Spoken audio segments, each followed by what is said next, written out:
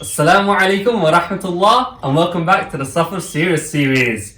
Let's do a quick recap of our last episode. So this is where if you're at home, you might want to just quickly pause the video and turn to the person next to you. As when you're ready, press play. For us, let's do a quick recap, guys. What happened in our last episode?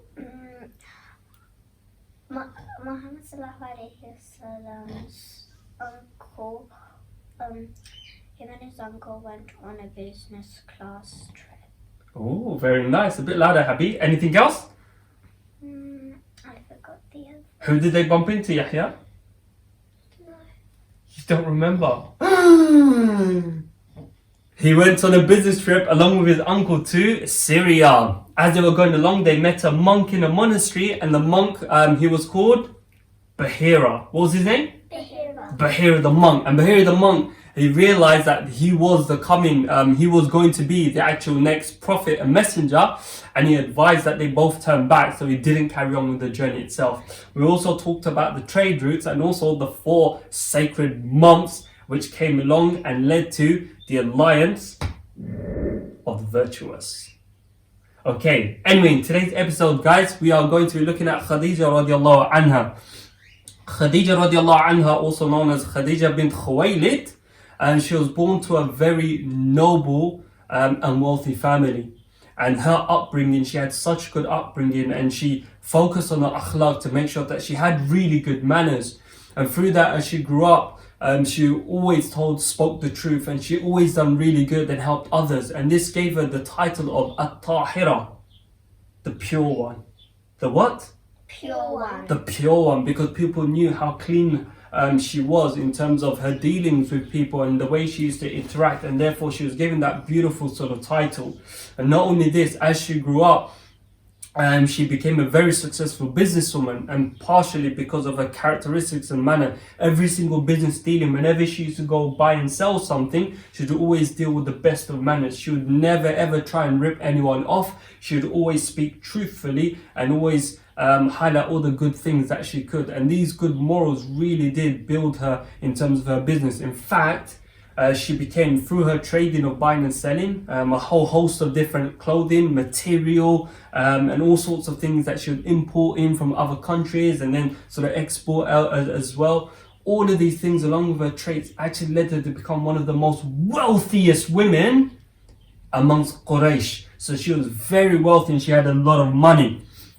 And now, whenever she would employ someone, again, she would also look for similar sorts of characteristics and traits. She would always want someone who was also willing to tell the truth, and she wanted someone that would always work hard and build a good relationship with the people when they would actually trade, and this helped her business flourish even more. Now, what she started to do was she wanted to hire someone new. As she was getting old, and she wanted someone that she could trust that would run her business on her behalf. So she asked some of her servants and her right-hand men and her close sort of people. She said, look out for someone that's really trustworthy, someone who can really take my business forward. Now, amongst her sort of employees, they went away and they looked around in Mecca and Quraysh, and all of them, they came back with the one person who had these traits that she was looking for. And this one person was none other than Muhammad sallallahu alaihi wasallam himself. And Muhammad sallallahu alaihi wasallam, already we know that he spent a lot of time with his uncle, again spent a lot of time amongst the leaders of the Quraysh, and this really helped him sort of understand how to trade with other people and how to deal and negotiate and communicate with the people. And this really helped him develop himself and his character. And again, all of this, his good reputation and the trust that he had built, really made him shine out. So Khadija radiallahu anha, what she done was she wrote up a proposal for him. She thought, you know what, maybe he's the right person to take over this business and run it on my behalf. So she wrote up a nice proposal and she sent it to Muhammad sallallahu alaihi wasallam. When he received the proposal, he looked at it and he thought, this is from Khadija radiallahu anha. She was very known to him as well. Not only was she very smart, intellectual, but also a very respectable woman. And she was willing to pay him a lot of money for the job as well. So he turned around and he accepted the job offer. So the job offer, it required Muhammad sallallahu alaihi wasallam to travel out with a caravan of goods and travel out to Syria. And when he would go to Syria, he would go and trade with the people. Now Khadija radiallahu anha, this was the first job that she was sending Muhammad sallallahu alaihi wasallam out to. And she wanted to find out a bit more about him in terms of how he actually deals with the business for her on this first occasion. So she sent one of her servants with him to accompany him and go along with him and help him out. And this servant Maysara, he was sent along to go with the Prophet ﷺ, and she told him, keep a close eye on him. Keep a close eye and look at what he does and how he deals. When you come back, I will ask you and you will need to give me a response. So they journeyed out. Now Maysara, he looked with his eyes, kept them googly, and he kept an eye out on their journey. Now as they journeyed out, what he realized was that every time the sun would reach out to the top of the sky, when it would reach its sort of peak and it was really, really hot, there was always a cloud that was following Muhammad sallallahu alaihi wasallam, and this cloud would give him shade. So he would never overheat. And again, as they would travel and when they would sit down or rest, he would realize that palm trees and other sorts of trees, they would slightly bend over to give him some shade and comfort. And he knew immediately, seeing all of this, he thought, you know what, there must be something special about this man. There must be something special about Muhammad.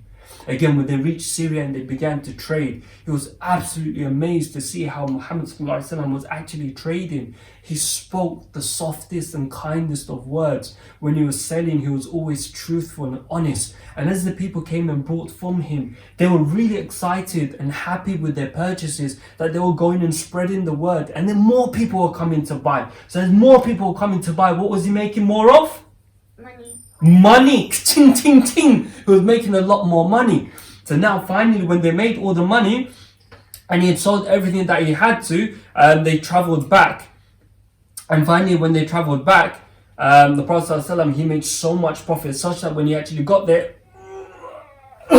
he lifted up all the profit and he gave it to Khadija radiallahu anha, and she was astonished. She was like, wow, there's a lot of money. And she didn't expect that much. She expected for him to come out with some profit, but not as much as he had done. She was absolutely moved and thought, wow, this is really amazing. He's done a really good job.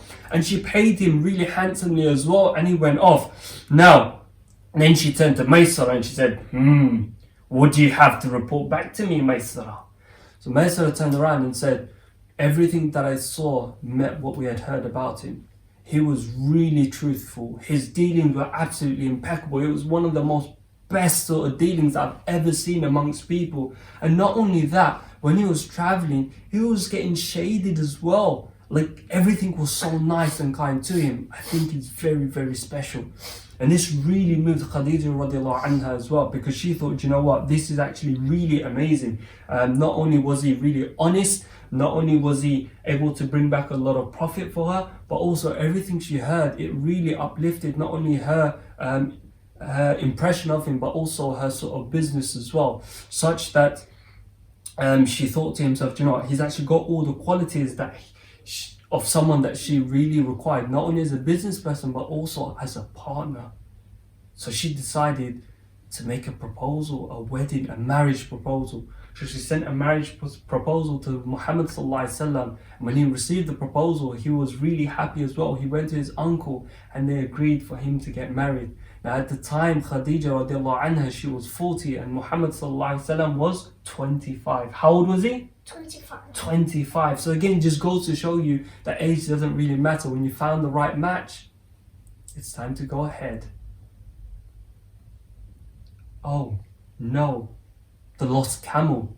Guys, we need your help here at home. We're going to have a picture coming up on the screen. And what you need to do is help the pink camel capture the treasure, the lost treasure in the middle of the map. Of the maze, excuse me, and then help the camel go back to the rest of their camel friends.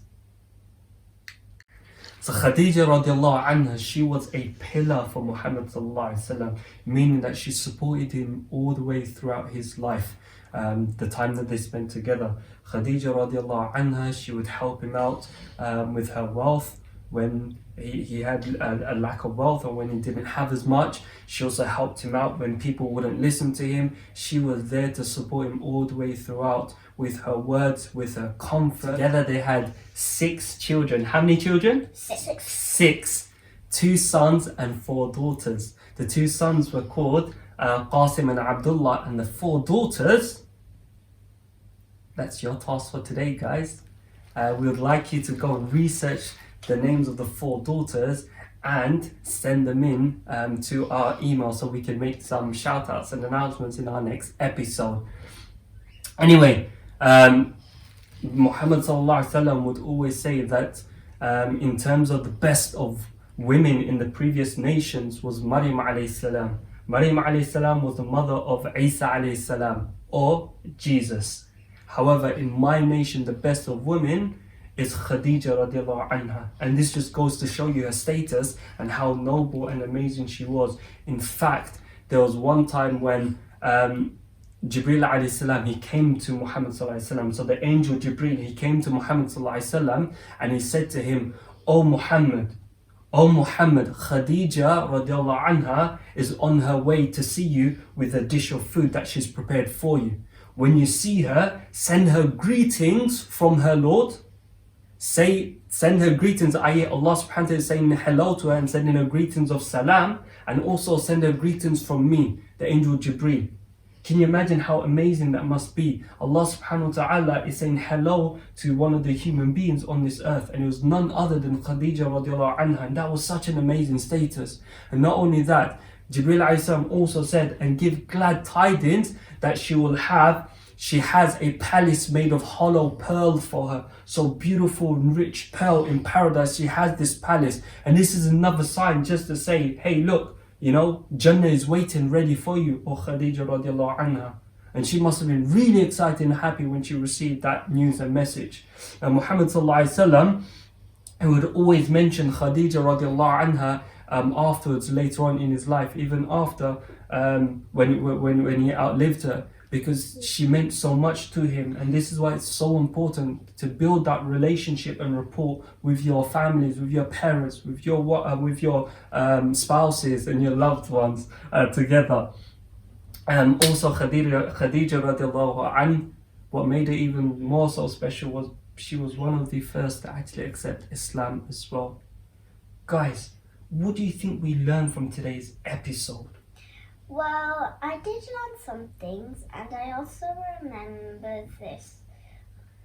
Radiallahu anhum is in a surah in the Quran. Oh, that's very good. And we need to figure out what that means. It means, may Allah be pleased with them. So well done. But what do you remember? What else do you remember from today's episode? I remember. Any lessons that you can pick out?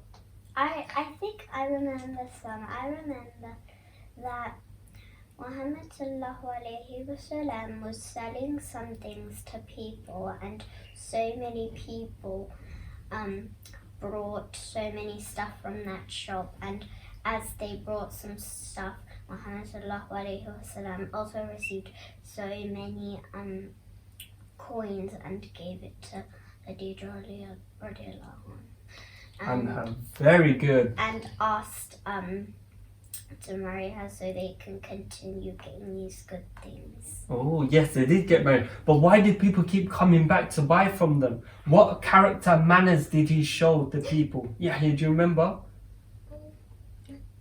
I remember Muhammad was kind, and he was honest, and he always learnt his manners, and that's why people brought some things from him. And not only that, but he was actually being kind, selling life-living things you'll need, for example, Google, because you need to learn time and watch videos. Well done, Habib. I don't think at the time they had Google, but yeah, they would have sold essential things that people really needed. But it was a characteristic, and this is why we should all, including everyone at home, all the viewers, we should always try and be the best of person towards Muslims and non-Muslims, and we should always tell the truth and be kind to our parents and everyone else. Okay, and final shout outs to all of those that took part in our previous episode. So well done to everyone at home, including Hafsa, Khadija and Aisha. Yes, the answer was, drum roll, Surah Quraysh. That mentions about the journey. Guys, do you know Surah Quraysh? Yes. Let's go. A'udhu billah. أعوذ بالله من الشيطان الرجيم بسم الله الرحمن الرحيم لإيلاف قريش إيلافهم رحلة الشتاء والصيف فليعبدوا رب هذا البيت الذي أطعمهم من جوع وآمنهم من خوف.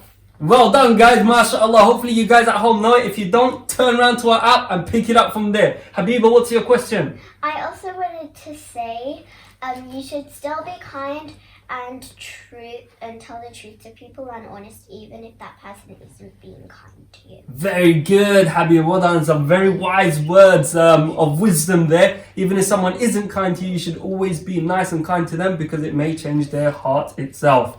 And finally, a reminder about the task for today. Again, if you want to take part, go away and research and find out the names of the 4 daughters of Muhammad sallallahu alaihi wasallam. And we'll love to see you in our next episode where we look at the rebuilding of the Kaaba. Assalamu alaikum wa rahmatullah. Wa alaikum assalam.